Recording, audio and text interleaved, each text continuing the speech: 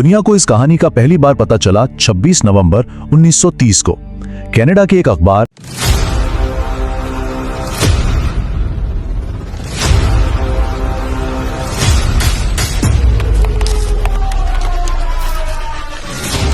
दुनिया में कुछ वाकयात ऐसे भी हैं जिनकी हकीकत आज तक कोई नहीं जान सका।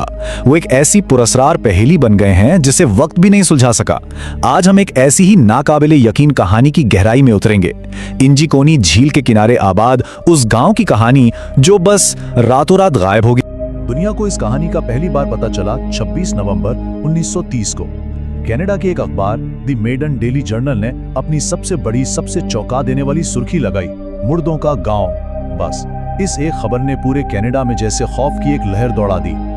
तो ये कहानी शुरू कहां से होती है? शुमाली कनाडा का वो वसीओ अरीज, बिल्कुल वीरान बर्फानी इलाका।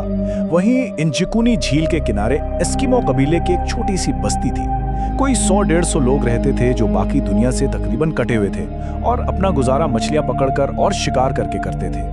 नवंबर 1930 की एक रात थी। हर तरफ बर्फ ही बर्फ और ठंड ऐसी कि हड्डियां जमा दे। जो लेबेल नाम का एक शिकारी उस इलाके से गुजर रहा था। रास्तों पर सफर करते करते उसे अंदाजा ही नहीं हुआ कि कब रात इतनी गहरी हो गई। अब उसे रात गुजारने के लिए एक ठिकाने की जरूरत थी और उसने उसी जानी पहचानी बस्ती का रुख किया। वो पहले भी कई बार इस गांव में रुक चुका था और उसे वहां के लोगों की मेहमान नवाजी का अच्छा तजर्बा था, तो वो बड़े पुरएहतमाद कदमों से आगे बढ़ रहा था, यही सोचते हुए कि अभी एक गर्म खैमा मिलेगा, आग जल रही होगी और शायद खाने को भी कुछ मिल जाए। लेकिन जैसे जैसे वो गांव के करीब होता गया, एक बड़ी अजीब गैर फितरी सी खामोशी ने उसे परेशान करना शुरू कर दिया। वहां मुकम्मल सन्नाटा था, ना किसी के बोलने की आवाज, न बच्चों के खेलने की, और सबसे हैरानकुन बात, स्लेज कुत्तों के भौंकने की भी कोई आवाज नहीं थी। हालांकि उसे पता था कि गांव में कुत्ते जरूर होंगे। उसे दूर से खैमों से धुआं उठता तो नजर आ रहा था, मतलब साफ था कि अंदर लोग हैं, आग जल रही है। लेकिन गांव के बिल्कुल पास पहुंचकर भी बर्फ पर पड़ते उसके अपने कदमों की आवाज के सिवा कुछ भी सुनाई नहीं दे रहा था। उसका दिल अब बुरी तरह धड़कने लगा था। आखिरकार जोली नेल हिम्मत की और बस्ती में कदम रखा, और जो मंजर उसमें देखा वो उसकी सोच से भी कहीं ज्यादा अजीब था। वहां एक भी इंसान नहीं था, ना कोई जानवर, और यहीं से उन शवाहिद का सिलसिला शुरू हुआ जो आज भी एक राज है।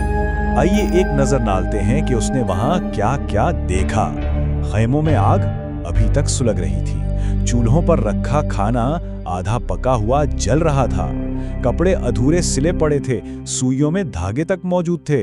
गांव के सारे कुत्ते रस्सियों से बंधे भूख से मर चुके थे। एक ताजा खुदी हुई कब्र थी जो खाली थी, और गांव के सारे लोग गायब थे। जो चीज इस मंजर को सबसे ज्यादा डरावना बनाती है वो उसमें मौजूद तजाद है। यानी एक तरफ तो सुलगती आग, चूल्हों पर पकता खाना और अधूरे काम, ये सब बता रहे थे कि जिंदगी अभी कुछ देर पहले तक रवां-दवां थी, और दूसरी तरफ इंसानों की मुकम्मल गैर मौजूदगी और जानवरों की मौत एक बिल्कुल ही अलग, एक खौफनाक कहानी सुना रही थी। खास तौर पर कुत्तों की मौत तो समझ से ही बाहर थी। वो बंधे हुए भूख से मर गए, जबकि उनके बिल्कुल करीब ही खाने पीने का सामान मौजूद था। ये कुत्ते उस कबीले की जिंदगी का लाजमी हिस्सा थे। कोई भी किसी भी हालत में उन्हें इस तरह मरने के लिए कभी नहीं छोड़ सकता था। हर चीज अधूरी पड़ी थी। एक जगह तो हिरन की खाल से बनने वाले लिबास में सुई अब भी धागे समेत फंसी हुई थी। मंजर कुछ ऐसा था जैसे लोग अपने रोजमर्रा के काम कर रहे थे और बस एक ही लम्हे में हवा में तहलील हो गए। जाहिर है ये सब कुछ देखकर जो लेवल पर दहशत तारी हो गई, वो जिस तरह आया था उसी तरह उल्टे पांव भागा और सीधा करीब तरीन टेलीग्राफ ऑफिस पहुंचा, ताकि रॉयल कैनेडियन माउंटेड पुलिस को इस वाक़े की खबर दे सके। पुलिस की टीम जब गांव पहुंची तो जो लेबेल की बताई एक बात सच निकली। पहले तो पुलिस को लगा कि शायद किसी ने हमला किया होगा, लेकिन वहां लड़ाई या खून का एक कतरा तक नहीं था। एक बहुत बड़ा सर्च ऑपरेशन फौरन शुरू कर दिया गया, और इसी सर्च ऑपरेशन के दौरान पुलिस को वो एक सबूत मिला जिसने इस मुअम्मे को हमेशा के लिए नाकाबिले हल बनाकर रख दिया। देखिए, पूरा गांव ताजा बर्फ से ढका हुआ था, लेकिन गांव से बाहर जाने वाले कदमों के निशानों का सिर्फ और सिर्फ एक ही सेट था, और वो निशानात खुद जोली बेल के थे। इसके अलावा ना कोई बस्ती में आया था और ना ही कोई यहां से बाहर गया था। और यही इस कहानी का सबसे बड़ा, सबसे बुनियादी सवाल है। अगर जो लेबल के अलावा कोई अंदर नहीं आया और कोई बाहर गया ही नहीं तो फिर उस बस्ती के तमाम लोग आखिर गए कहां? पुलिस ने हर मुमकिन रास्ते को चेक किया। बर्फ पर किसी और के कदमों के निशान नहीं थे। एंजिकोनी झील की सतह पूरी तरह जमी हुई थी, कहीं से बर्फ टूटी नहीं थी। और तो और कबीले की सारी कश्तियां भी किनारे पर ही खड़ी थीं। मतलब जमीन या पानी के रास्ते से कोई फरार नहीं हुआ था। जब फरार के सारे मंतकी रास्ते एक एक करके बंद हो गए, तो फिर इस पुरस्कार गुमशुदगी की वजाहत के लिए तरह तरह की कयास आराइयों का एक ना खत्म होने वाला सिलसिला शुरू हुआ। तहकीकात से ये अंदाजा लगाया गया है कि गांव वाले जो लेबल के आने से तकरीबन 8 दिन पहले गायब हुए थे। कई महीनों तक तलाश जारी रही, लेकिन जब कुछ हाथ ना आया तो पुलिस ने भी आखिरकार इस केस को नाकाबिले हल करार देकर बंद कर दिया। कई दहाइयां गुजर गईं। फिर 1984 में कुछ लिखने वालों ने एक नया नजरिया पेश किया और इस मामले को खिलाई मखलूक से जोड़ दिया। उनका कहना था कि उस झील के ऊपर अक्सर अजीबोगरीब रोशनियां देखी जाती थी और शायद एलियंस ही गांव वालों को अपने साथ ले गए। लेकिन इस थ्योरी का कोई ठोस सबूत आज तक नहीं मिला, इसलिए इसे कभी संजीदगी से नहीं लिया गया।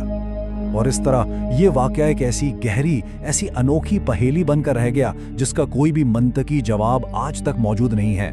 इस वाक़े को गुजरे तकरीबन 1 सदी होने वाली है, लेकिन इंजीकुनी झील के उस कबीले के साथ क्या हुआ, वो लोग कहां चले गए, ये आज तक कोई नहीं जानता।